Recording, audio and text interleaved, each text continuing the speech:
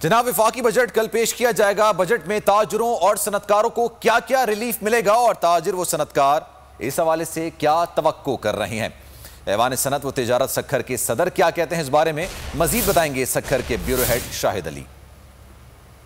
Budget के हवाले से अवाम के मुख्तलिफ तबक़ात अपनी अलग अलग राय रखते हैं। सनतकार, ताजिर, आम आवाम अपनी अलग एक राय रखते हैं बजट के हवाले से। लेकिन बजट में क्या होना चाहिए, इस हवाले से हम बात करेंगे ऐवान सनत व तिजारत सक्खर के सदर हाजी मोहम्मद दीन साहब से।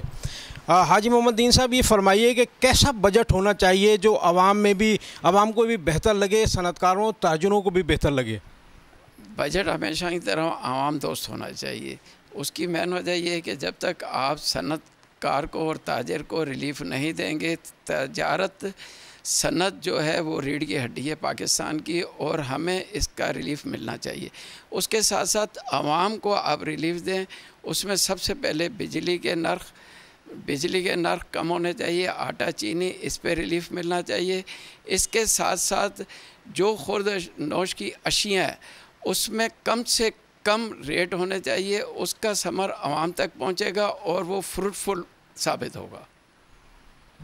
बिल्कुल दुरुस्त बात है कि बजट ऐसा होना चाहिए जो वाकई अवाम दोस्त महसूस हो, जिसमें ताजिर भी मुतमईन हो, सनतकार भी मुतमईन हो और आम आवाम भी हो। शाहिद अली सारी सूरत हाल से आगाह कर रहे थे, बहुत शुक्रिया आपका।